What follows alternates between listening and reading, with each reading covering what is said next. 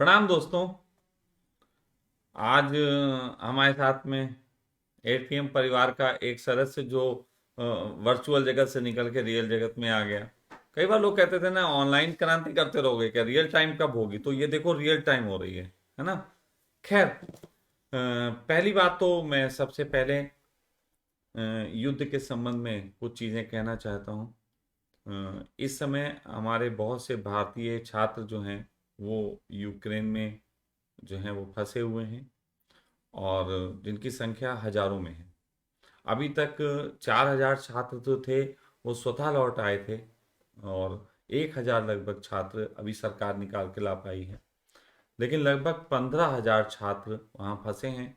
और जिस तरीके के वीडियोस देखने को मिल रहे हैं, कुछ लोग हमें वीडियोस भेज रहे हैं, कुछ मैंने और देखे हैं, इस तरीके के वीडियोस देखने को मिल रहे हैं। लड़कियों में बहुत ज़्यादा चिंता है। वहाँ के हालात जिस तरीके से हैं, वो अपने आप को असुरक्षित महसूस कर रही हैं। यहाँ तक कि कुछ लड़कियों के गायब होने की खबरें भी मिली हैं, कि जिनको जो है किडनैप किया गया है और सैनिकों ने उठाया है। वो किस देश के सैनिक हैं क्या, ये मैं नहीं जानता, इसलिए कह भी नहीं सकता। लेकिन उनके हिसाब से जो हैं वो रूस के सैनिक हैं। और फिलहाल इस संबंध में मैं कोई प्रतिक्रिया नहीं दूंगा कि वो रूस के हैं कि यूक्रेन के हैं। लेकिन हाँ, कुछ और बातें हैं जिन पे थोड़ी सी चर्चा करूंगा, और फिर मैं बताऊंगा कि आज हम लोगों के बीच यहाँ आने का रवीना है, तो रवीना का जो भी मकसद है वो बताऊंगा। तो पहली तो चीज़ ये है कि वहाँ जो फंसे हुए हैं छात्र, कुछ लोगों का कहना है कि उनके लिए हम आवाज़ उठाएं। तो निश्चित हम आवाज़ उठा सकते हैं, लेकिन क्या आवाज़ उठाएं? हम किसको दोषी ठहराएं? कहीं ना कहीं आवाज़ में हम इस समय मोदी को भी दोषी नहीं कह सकते। हाँ, ये ज़रूर है, उन्हें मदद करनी चाहिए, लेकिन सब कुछ उनके हाथ में नहीं होता है। एयरपोर्टों पे वहाँ पे अटैक हो रहे हैं, हर तरीके से हवाई पट्टियाँ जो हैं घेरे में हैं। प्रशासन को ये हमें मजबूरी भी समझनी पड़ेगी, उन बच्चों का भी समझना पड़ेगा जो वाकई में मजबूर हैं। और रही बात ये कि वहाँ के दूतावास से पूरी मदद नहीं मिल रही, तो दूतावास में भी लिमिटेड लोग होते हैं, और फिर और लोग अपना वहाँ पे ऐसी स्थिति में चाहते भी नहीं कि वहाँ जाएं। सारी सिचुएशन को देखते हुए हम इतना ही कह सकते हैं कि हम उनके संबंध में एक तो प्रेयर कर सकते हैं, दूसरा हम अपने परिवार के सदस्यों के बीच उनके वीडियोस चाहेंगे कि अभी हम अपने इस प्रोग्राम के बाद या मॉर्निंग में हम जितने भी प्रकार के वीडियो जो चल रहे हैं वो हम डालेंगे। आगे पीछे करके डाल सकते हैं। आप लोगों से चाहेंगे कि आप लोग भले ही उसको लाइक ना करो, क्योंकि ये कोई लाइक करने की बात नहीं है कि कोई तकलीफ में हम उसे लाइक कर रहे हैं। लेकिन आप भले ही उसे लाइक ना करो, लेकिन मैक्सिमम लोगों तक शेयर करो, उसे ज़्यादा से ज़्यादा लोगों तक पहुंचाओ। और हो सके उसे इतना पहुंचाओ कि केवल सरकार ही नहीं, हजारों लाखों करोड़ों लोगों के अंदर उस भावना का जन्म हो जिस भावना से उनके लिए दुआ निकलती है। और ऐसे में उस दुआ से भी बहुत काम हो सकते हैं। हो सकते हैं कि किन्हीं अच्छे हृदय की दुआ ऐसी काम आए जो आप सोच भी नहीं सकते। तो खैर, हमारी कोशिश रहनी चाहिए कि उस संदेश को ज़्यादा से ज़्यादा फैलाने का। तो वो काम करने के लिए हम ज़रूर मदद करेंगे। लेकिन एक बात और कह देना चाहते हैं। अभी अभी हम लोग जानते हैं कि हम लोग बहुत समय से एक परिवार के खिलाफ बात करते आए हैं, जो परिवार षड्यंत्र रचता है। कोरोना जैसी महामारी के नाम पे दुनिया को वैक्सीन में और अर्थव्यवस्था खराब करने में, धक्का देने में उसी परिवार का हाथ है। साथ ही साथ मैं ये पहले से ही कहता आ रहा हूँ कि वो केवल एक मार्फत से हमें बर्बाद नहीं करते, उनके बहुत तरीके हैं। अब सोचो कि एक तरफ अभी महामारी से हम निपट के अपने काम धंधे सही नहीं लोग कर पाए, और उसके ऊपर ये कहीं विश्व युद्ध हो जाए, तो इससे जो आर्थिक तबाही होगी आप सोच नहीं सकते कितनी अधिक होगी। सोच भी नहीं सकते। सच कहें, हमारी पीढ़ी में अब बहुत कम लोग वो जिंदा हैं जिन्होंने द्वितीय विश्व युद्ध की बर्बादी देखी। हमारे निकट अब ऐसे लोग नहीं हैं जिन्होंने द्वितीय विश्व युद्ध की बर्बादी देखी हो। तो फिलहाल हम लोगों को नहीं पता कि वो तबाही कितनी बड़ी होगी, और वो तबाही कई अर्थों में हो सकती है। वो इन अर्थों में हो सकती है कि आपके बैंक खातों में जो पैसा है आप ना निकाल पाओ क्योंकि सर्वर डाउन हो। हो सकता है कि कोई बहुत ऐसा अटैक हो जाए कि आपके बैंकों के पैसों के ट्रांजैक्शन उल्टे सीधे कर दिए जाएं। हो सकता है कि आप जिस पैसे पे विश्वास करते हो वो पैसा मार्केट में लोग लेना बंद कर दें। हो सकता है कि उसके बदले में अनाज मिलना बंद हो जाए। न जाने क्या हो सकता है, आप सोच भी नहीं सकते। तो पहली बात तो यह है कि मैं नहीं चाहता कि युद्ध हो, लेकिन दूसरी तरफ कहीं ना कहीं मैं ये चाहता हूँ कि हम सब हर परिस्थिति के लिए तैयार रहें। मैंने एक दिन पहले भी कहा था कि एक परिवार का सदस्य होने के नाते हमारा एक फर्ज तो ये है कि हम जो समस्याएं हैं उनके खिलाफ आवाज़ उठाएं। जो शैतानी ताकतें हैं उनके खिलाफ हम लोग जो हैं अपनी आवाज़ बुलंद करें। दूसरी तरफ हमें कोशिश करनी चाहिए कि अगर वो जीत जाएं तो भी हम अपने को कैसे लड़ा सकें। आज आप सब जानते हैं, अभी इस समय बैठे अगर हम युद्ध की बात करेंगे तो आप में से ज़्यादातर लोगों को जो है वो रूस के ऊपर गुस्सा आ रही होगी। आपको रूस गलत दिखाई दे रहा होगा, लेकिन आपको एक बात शायद नहीं मालूम कि अभी भी दुनिया के कुछ देश ऐसे हैं जिनको गलत तरीके से बदनाम करके ऐसे रखा गया है कि उन्हें वक्त आने पे कुचला जाए, ताकि वो लोग और वो देश वो हैं जो उन शक्तियों के खिलाफ काम कर रहे हैं, जिनमें से रूस भी एक है। मैं चीन को भी वही देश बोलता हूँ। चीन हो गया, रूस हो गया, नॉर्थ कोरिया हो गया, ईरान हो गया, ये वो मुल्क हैं जो आज भी उनके खिलाफ लड़ रहे हैं, अपने तरीके से काम करते हैं। कुछ मिले दिखते हैं आपको, लेकिन कुछ पीछे से वो काम कर रहे हैं। आप सबको हमने ये भी बताया कि यूट्यूब और फेसबुक ये दोनों भी उनके कंट्रोल में हैं। अब आप देखो कि गूगल ने और फेसबुक ने रूस पे बैन लगा दिया है। रूस के सभी चैनल, रूस के सभी यूट्यूब चैनल, जिनका सोशल मीडिया प्लेटफॉर्म पूरे तरीके से ब्लॉक कर दिया गया है। यानी रूस के लोग अपनी खबरें नहीं डाल सकते कि वो किस हालत में है। लेकिन यूक्रेन को मदद की जा रही है कि वहाँ इंटरनेट भी बंद ना हो, ताकि वहाँ के लोग अपनी खबरें डाल सकें। निश्चित ही हमें एक तस्वीर दिखाई जा रही है, दूसरी तस्वीर नहीं दिखाई जा रही। मैं आपको कह देना चाहता हूँ कि ये भी एक बहुत बड़ी साजिश का हिस्सा है कि रूस को कहीं ना कहीं दुनिया की नज़र में नीचा बनाया जा रहा है। यही ऐसा ही एक समय जो है वो हिटलर के साथ भी हुआ था। हिटलर को इन्होंने पहले मार्केटिंग उसकी खराब करके उसको हिटलर और तानाशाह के रूप में पेश किया, बाद में घेर के उसको जो है सारे लोगों ने मार डाला। वैसा ही इस समय तानाशाह जो है वो हम उसको सिद्ध कर रहे हैं, लेकिन वो अपने देश के लिए लड़ाई लड़ रहा है। उसकी लड़ाई क्या है, थोड़ा सा उसको समझ लेते हैं। पहली लड़ाई उसकी यूक्रेन के साथ है, लेकिन वो लड़ाई कहाँ से आरंभ होती है उसको समझना है। जिस समय रूस के टुकड़े हुए थे, रूस पहले जो है कई देशों का मिला जुला एक संयुक्त जो है वो एक परिवार था, ये रूस उसको बोला जाता था। लेकिन यूएसएसआर, तो उसको एक समय तोड़ा गया। उस तोड़ने में बहुत से देश अलग हुए, रूस अकेला बचा, बाकी यूक्रेन यूक्रेन सब उसके हिस्से हुआ करते थे। लेकिन उनको जो है अलग किया गया।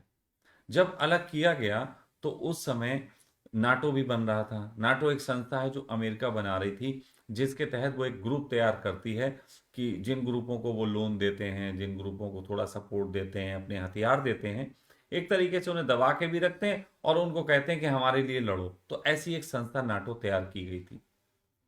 रूस ने एक नाटो के साथ संधि की थी कि नाटो देश जो हैं वो हमारे सीमा के निकटवर्ती देशों में अपने सदस्य नहीं बनाएंगे, और नाटो का कोई भी सदस्य हमारी सीमा से लगा हुआ नहीं होना चाहिए।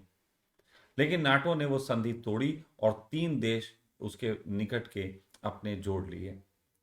अब जब 3 देश निकट के जोड़ लिए तो रूस को भी अपना खतरा महसूस होता ही है, हर एक को होता है। ये बात अलग है हमारे देश के प्रधानमंत्री को नहीं होता, लेकिन उसे होता है और होना चाहिए। एक राष्ट्राध्यक्ष होने के नाते हमें अपनी सीमाएं के सुरक्षित रहने का पूरा ख्याल रखना चाहिए। उसी कंडीशन में यूक्रेन को भी अब नाटो अपने में जोड़ रहा था। यूक्रेन क्योंकि अपने आप में अच्छी ताकत है, बहुत कम लोग जानते हैं। यूक्रेन को दिखाया जा रहा है कि वो दबा कुचला है, सही मानों में दबा कुचला नहीं। हाँ, एक बात से यूक्रेन इस समय दबा कुचला प्रतीत होता है। जिस समय यूक्रेन अलग हुआ था और नाटो की संधि हुई थी, उसी समय रूस के साथ एक और समझौता हुआ था, क्योंकि उस समय यूक्रेन अलग था और छोटा था, कि रूस ने उससे यूक्रेन से वो हथियार जो कि परमाणु हथियार और ये सब होते हैं अपने अंडर में ले लिए थे और कहा था कि हम आपकी सुरक्षा करेंगे, आपको डरने की जरूरत नहीं है। वो कर भी रहा था सुरक्षा, उसने कोई इससे पहले कोई अटैक नहीं हुआ है, कुछ नहीं हुआ है। रूस का कल्चर और यूक्रेन का कल्चर सिमिलर है, भाषा भी एक बोली जाती है, वहां का पहनावा खान पान भी बहुत सिमिलर है। लेकिन वहां पे ये जो राष्ट्रपति बना, इसको किसी तरीके से मैं आपको थोड़ा बता देना चाहता हूँ। ये जो राष्ट्रपति बने हैं, क्या नाम है इनका? जेलेस्की। ये जेलेस्की जो हैं एक वो हुआ करते थे, कॉमेडियन थे। ये कॉमेडियन में बढ़ते बढ़ते धीरे धीरे इनको अपॉर्चुनिटी मिली और ये राष्ट्रपति भी बने। जब ये राष्ट्रपति बने उसके बाद ये एक बहुत बड़े घोटाले में इनका नाम पाया गया था, बहुत बड़ा कोई घोटाला हुआ था, उसमें इनका नाम आया था। तो मैं कई बार कहता हूं कि वो लोग जो हैं किसी मार्फत आपको फांसते हैं। और वो जो घोटाला हुआ था, मुझे वो घोटाला पूरा याद नहीं आ रहा कौन सा, लेकिन एक घोटाला था, उस घोटाले में इनका नाम आया था। उसके बाद से अमेरिका से इनके संबंध मधुर होने लगे। अब घोटाला होने के बाद अगर मधुर होने लगे तो क्यों मधुर होते हैं, इसमें आप मधुरता का कारण जान सकते हैं। उस मधुरता के बाद जो है जेलेंस्की पे फोर्स बना के और उन्होंने कहा तुम नाटो में आ जाओ। अब वो नाटो में बुलाने के लिए उनको जब ये कर लिया तो नाटो में जाता देख के इनको गुस्सा आई कि अब हमारे सारे पड़ोस के मुल्क जो है नाटो में जा रहे हैं, इससे हमारी सीमाएं असुरक्षित होगी। इस बात पे जो है वो रूस भड़का, इस बात पे रूस भड़का। और साथ साथ एक बात और बता दूं, पूरी दुनिया में लोकतंत्र के नाम पे इन्होंने पूरी दुनिया को बर्बाद किया है। लेकिन 3-4 देशों का मैं नाम लूंगा जिनमें वही चीजें हुई जिसको मैं राजतंत्र कहता हूं। राजतंत्र है ना, तो जैसे लोकतंत्र है तो ऐसे मैं बोलता हूं ना राजतंत्र। लेकिन एक लोक राजतंत्र मैंने बोला कि जिसमें लोक राजतंत्र मैं एक बोलता हूं, तो आप थोड़ा समझ लो। चीन में ऐसा हुआ, उन्होंने लोकतंत्र को एक तरीके से मॉडिफाई करके और वहां पे ऐसा कर दिया कि वहां पे जो राष्ट्रपति है जिनपिंग, वो हमेशा रह सकता है चीन में। दूसरा रूस में हुआ,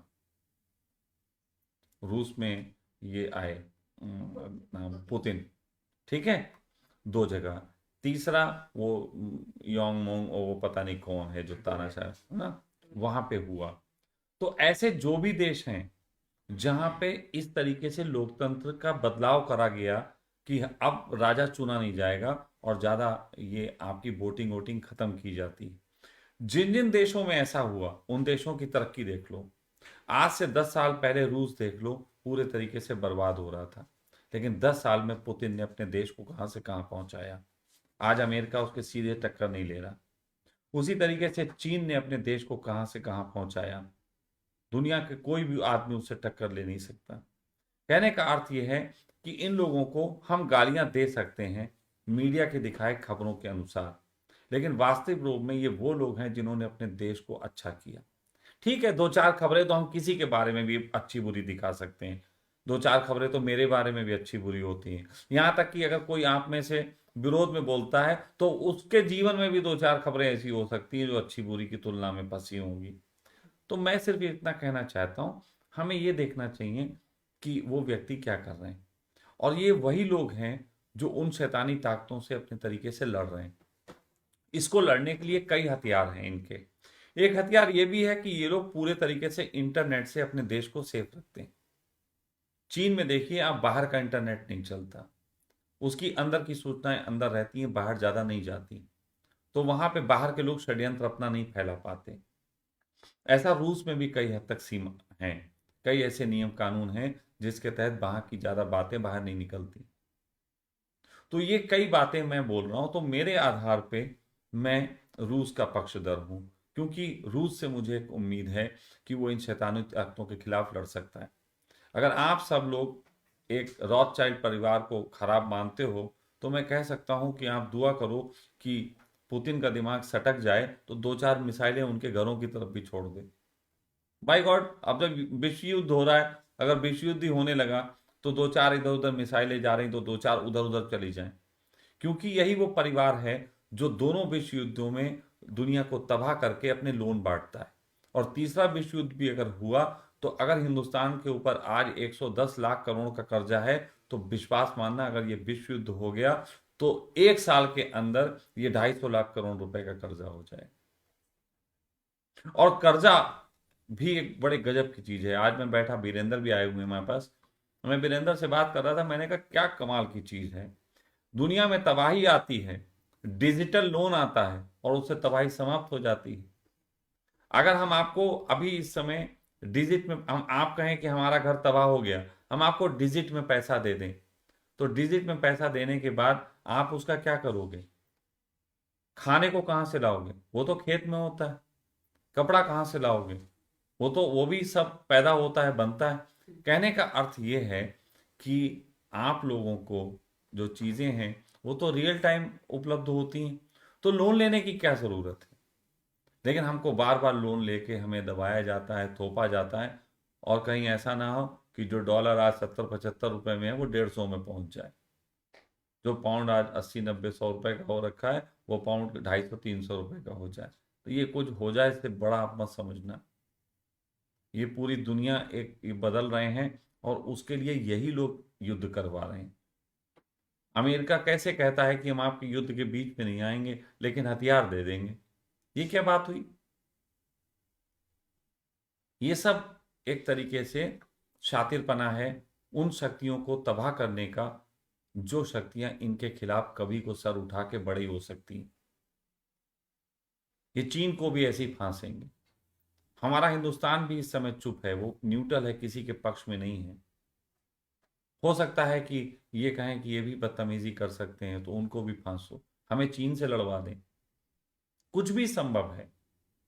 तो फाइनल इस समय जो है, अगर आप लोगों टीवी चैनल देखते हैं तो थोड़ा फिल्टर देख के करने की कोशिश करें कि ये टीवी चैनल किस भाषा में बात कर रहे हैं। इनकी भाषाओं से आप अंदाजे लगा सकते हैं कि ये लड़ाई को भी अपने तरीके से मोल्ड कर रहे हैं, आपके दिमाग से खेल रहे हैं। क्योंकि आप आवाज़ उठाओ यूक्रेन में फंसे हुए हैं, आपके यूक्रेन में लोग फंसे हुए हैं, उनकी न्यूज़ें खूब टीवी चैनल में दिखाई जाएंगी, क्योंकि जितनी दिखाई जाएंगी इससे मोदी की बुराई नहीं होती। आप नोटिस करना, यूक्रेन में छात्र फंसे हैं, इससे मोदी की बुराई कम होती है, इससे बुराई रूस की ज्यादा होती है कि रूस ऐसा कर रहा है। समझना बात को, हमें बहुत सी चीजें समझने वाली हैं, इसीलिए हर बात में विरोध करने से पहले भी सोचना जरूरी होता है, वरना विद्रोह विद्रोह करते रहो। तो कहीं ना कहीं मैं इतना ही कहूंगा कि जो लोग हमसे उम्मीद करते हैं कि इसकी बात उठाएं, हम उसकी बात के रूप में हम सुबह जो भी ऐसे बच्चों से कह देंगे कि जो भी ऐसे वीडियो दिखें, जहाँ जहाँ से आप लोगों को भी दिखें, आप व्हाट्सएप पे भेज सकते हैं। कोशिश करेंगे कलेक्ट करके उनको डाला जाए, और सरकार से इतना ही कह सकते हैं कि इस पे उचित कार्रवाई करें। इतना हम कर सकते हैं और करना चाहिए, वो मैं करूँगा। अब आते हैं हम दूसरी बात जिसके कारण आज रवीना यहाँ पे उपस्थित हैं।